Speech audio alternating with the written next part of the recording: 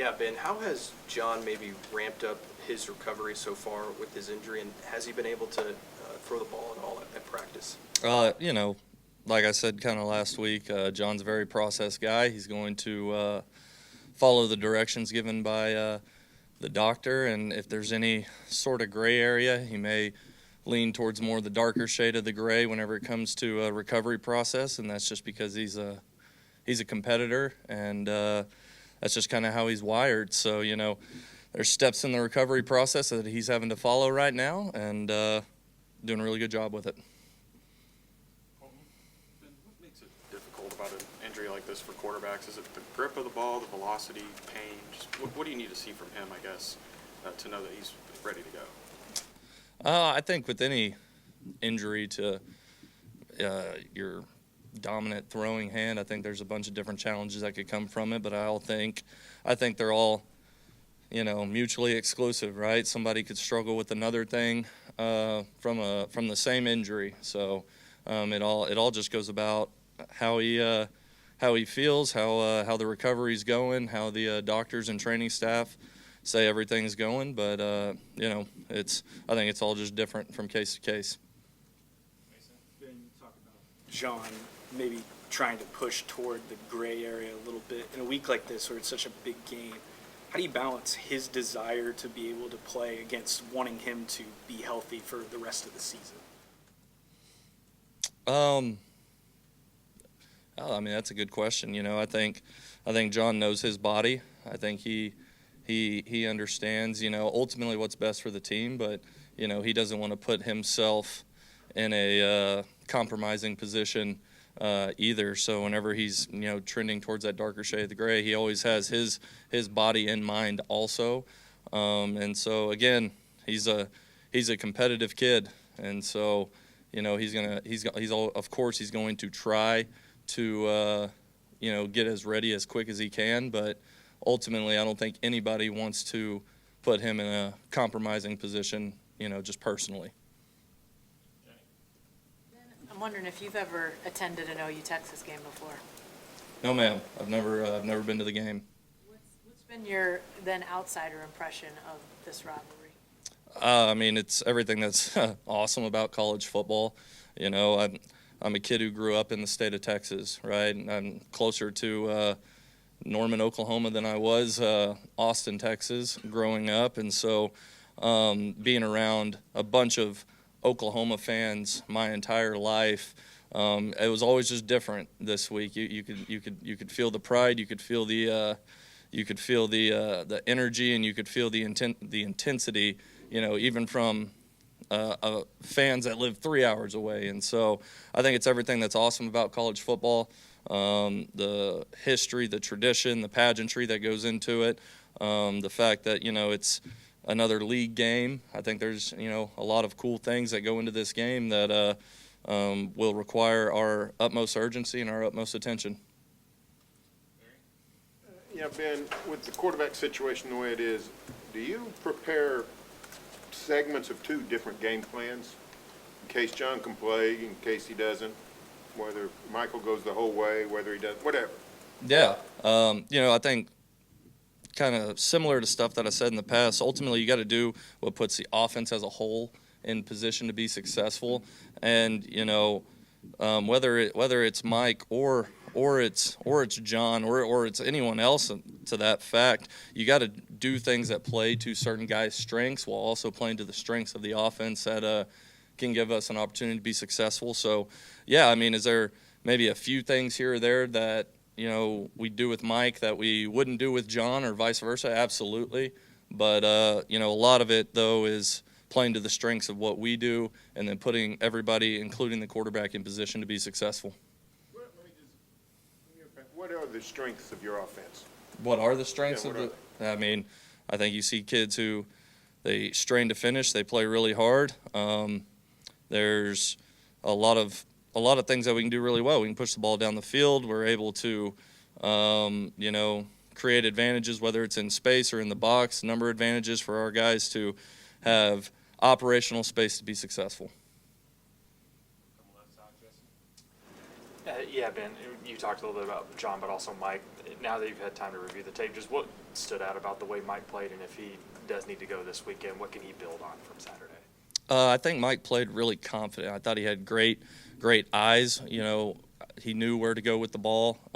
Really on point a lot of times. There's some things maybe we could clean up just with his footwork that will allow him to make a throw a little bit easier. But Mike had really good command. He had really good awareness a lot of times of what was going on. And so I think that's things that you can build on. But, you know, one of the things that we can always get better at is just our footwork and our timing with certain things that I think will just make things a little bit easier for him. But Mike played really well. He prepared great. And, you know, he's taking that same process this week. Ben, obviously we saw a lot of Jaden Ott Saturday. Are you happy with the way the running back rotation is starting to work itself out? Am I happy with it? Yeah, I mean, I think the running back rotation comes from a spot of, you know, earning it in practice, just like it does with every other position, right? Those, you know, and our running backs, all of them have practiced really, really well. But I think there's been a great consistency every single day with Torrey Blaylock. You know, Jaden Ott the last 2.5, 3 weeks has been extremely consistent at practice, and so, but that room as a whole has been really consistent too. So, yeah. Yeah, obviously Giovanni Gibson came back. What did you see in him leading up to just his recovery process and just how he played, obviously on Saturday as well? Yeah, and the recovery process, really, really focused. You know, taking care of his body and understanding what he had to do to be able to get back and be able to play. And then, you know, from in the game, you know, it was great to get him about 20 to 25 reps. Ended up being kind of what his rep count was able to make a pretty tough catch on a little hitch throw. But it was good to see. It was good to see him catch the ball, make a tough contested catch, get hit, and then be ready to go back into the game. You know, there's some things that showed up in the game that I think just naturally occur from not playing ball for a long time. But it happened early. We were able to address it on the sideline. He got it fixed the next time we did the same thing. And so I think that speaks to his awareness, his coachability, and it's good. And it's good to, you know, continually work him back to what a full load of a game feels like. And so he's been doing great with it. Back to the right side, far side, second row, Ryan Eber. Oh. Have one, Ryan, one? Yeah. Ryan Chapman. When you try to Texas defense, what stands out about Ant Hill, Colin Simmons, and just what kind of havoc they can bring for an offense? Great athletes, big, physical. They do a great job in their scheme, understanding where they need to be, being really sound, and with being sound, playing, you know, ferocious. I mean, they fly around. They're really good players. They're fun to watch on film, and but I mean that's what those guys do. They're big, they're athletic, they're strong, and they're really assignment sound. So they do a great job. Last night on his radio show, Brent said that remarkably Keontae didn't have a scratch on him after that scary situation against Kent State. I guess just how's he been the last few days since you know, having to be carted off like that? And is there optimism that he might be able to return this weekend or soon? Yeah, thank goodness. Right? I mean, that was a scary situation, I think, for everyone in that stadium, and it kind of made my heart stop for a little bit just because of how much I enjoy being around Keontae, how much I love Keontae and the type of kid that he is, and thinking about everything that he has in his personal life too. I mean, that was a really scary situation, and so it was great to see him walk into the building the next day. He had a smile on his face. You know, I think there's, you know, he has to do the proper protocol with training staff and everything, but Keontae Lewis, what a great kid. Thank goodness that he's all right, and you know, whenever he's ready to play, he'll be ready to play. But I don't know when that is. Jackson. Yeah, Coach, looking at somebody that maybe can fill in for Lewis if he can't go. But what do you think about carrying on in the way that he played against Kent State? He had that big catch over the middle of the field, just being a big target to go out there. Yeah, I mean, he is a big target, and, you know, like I've stated in the past, he's been really consistent with everything, and everything that he did in the game, he was very, very consistent with. I mean, he was on par for who he has been as a player, and he's a big, reliable target. He's a guy that everyone, every coach trusts, every quarterback trusts, and so I was excited to see him be able to up his game reps a little bit. And, yeah, he's going to have to continue to put together good weeks of practice, have a great process with it, and be the guy that he is, and that's ultra consistent. Coach, yards were better last week in terms of the run game. Did you see the progress that you wanted out of the run game as you head into this week?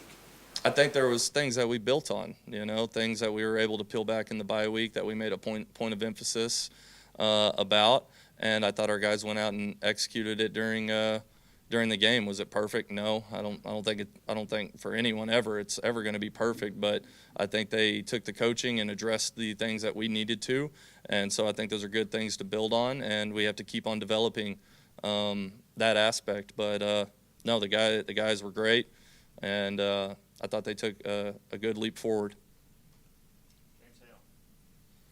Texas has reportedly, everybody thinks they have one of the best defenses in the country. How do you see your matchup and what you've got going on your offense right now against the defense coming up this Saturday? Texas does have a great defense.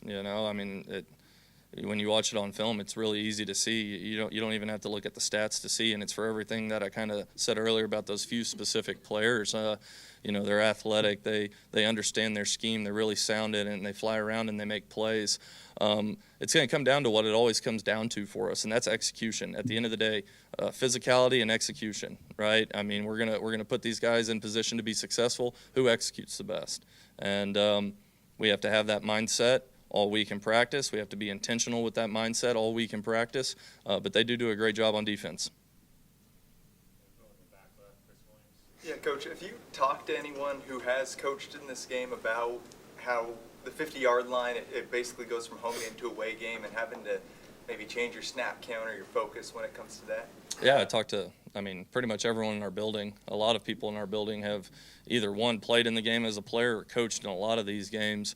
And so just, understanding the environment and everything that comes with it, definitely has been discussed, and, taking the proper procedures at practice to be able to adjust for stuff. But, yeah, I think it's going to be really cool. I think it's really unique.